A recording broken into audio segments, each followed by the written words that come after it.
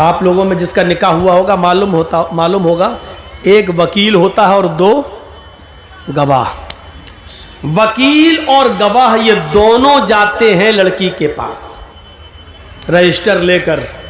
ये तय हो जाता है उसी वक्त, मेहर कितना होगा, ये कितना होगा, लड़के का नाम, लड़के के बाप का नाम, लड़के की उम्र, मोहल्ला, गांव सब लिख दिया जाता है और पूरा मेहर इतना इतना सब लिख के उसके बाद लड़की के पास जाया जाता है। एक वकील होता है और दो गवाह। और लड़की के पास जब जाते हैं तो वो उस लड़की को घेरे रहती हैं बहुत सी सहेलियां उसकी और तमाम लड़कियां। वहां रजिस्टर रख दिया जाता है और उस वक्त वकील पूछता है। वकील की जिम्मेदारी है कि वो पूछे, सरपरस्त की जिम्मेदारी है कि वो पूछे। जैसे मान लीजिए किसी लड़की का नाम जैनब है या किसी लड़की का नाम अस्मा है, तो अब ऐसे पूछा जाएगा। वो वकील इतना जानने वाला होना चाहिए, हर आदमी को वकील मत बनाइए। अब उस लड़की से ये पूछे कि हाँ अस्मा या हाँ जैनब, फला फला की बेटी जैनब, फला फला के बेटे इस नाम का, मसलन मोहम्मद असलम किसी का नाम है और उसके बाप का नाम मोहम्मद अकरम है। हाँ मोहम्मद असलम साहब सनौफ मोहम्मद अकरम या अकरम साहब के बेटे मोहम्मद असलम के साथ आपका निकाह इतने इतने रुपए मेहर के एवज या इतना सोना या इतनी चांदी या इतना कपड़ा मेहर के एवज आपको उनके निकाह में दिया जा रहा है। क्या आप उस लड़के को निकाह में कबूल करती हैं? क्या वो लड़का आपको कबूल है? वकील जोर से पूछेगा, इतनी जोर से कि उस लड़की के कान में यह आवाज जाए।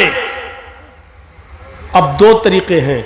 एक चीज तो यह है कि लड़की बोल दे हाँ मुझे वो कबूल है, और अगर नहीं बोलती है, खामोश रहती है, तो वो भी काफी है। अल्लाह के नबी ने फरमाया इज़्नुहा सिमातुहा, उस लड़की की खामोशी ही उसकी इजाजत है।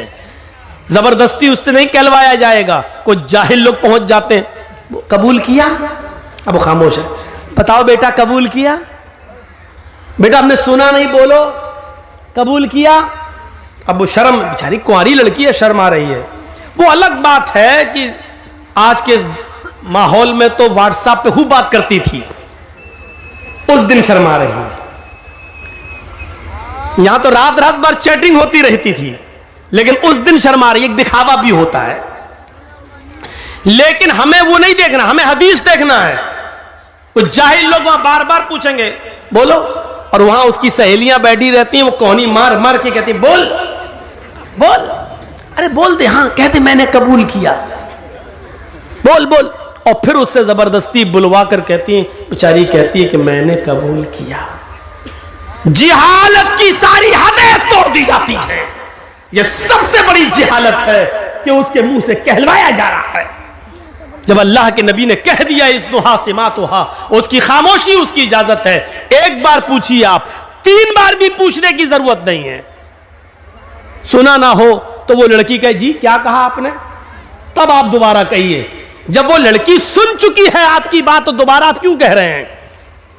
3 बार आप क्यों कह रहे हैं? ना 2 बार कहना सुन्नत है, ना 3 बार कहना सुन्नत है। जोर से बोलना जरूरी है। आप पहली बार इतनी जोर से बोलिए कि लड़की सुन ले। हाँ जैनब फला की बेटी, आपका निकाह मोहम्मद असलम अकरम साहब के बेटे के साथ 5000 रुपए मबलग मेहर अलावा नान नफका आपको उनके निकाह में दिया जा रहा है। क्या आप उस लड़के को कबूल करती हैं? इतनी जोर से आप बोल दीजिए पहली बार। शर्म से उसका सर नीचे झुक जाएगा। उसकी खामोशी उसकी इजाजत है। अगर वो खामोश है तो समझ लो कि उसने इजाजत दे दी। रजिस्टर आगे बढ़ा दीजिए, उससे साइन करा लीजिए और लेके चले आइए और कहिए कि लड़की ने साइन कर दिए हैं, लड़की ने इजाजत दे दी है। उसके मुंह से कबूल है का लफ्ज जबरदस्ती मत कहलवाइए। ये उस औरत के लिए है जो शादीशुदा हो और जिसकी तलाक हो चुकी हो। उसको आप दोबारा निकाह उसका हो रहा, उसको बोलना पड़ेगा, क्योंकि अब उसके अंदर से शर्म निकल चुकी है। अब वो दूसरी शादी कर रही है, इसलिए उसको बोलना पड़ेगा। या जिसका शौहर इंतकाल कर गया, इद्दत गुजार के वो दूसरी शादी कर रही है, तो उस वक्त उसको बोलना पड़ेगा हाँ मुझे फला आदमी कबूल है। लेकिन कुंवारी लड़की जिसकी शादी नहीं हुई है उसकी खामोशी ही उसकी इजाजत है, और बस रजिस्टर लेके आइए और फिर लड़के का निकाह आप पढ़ाइए।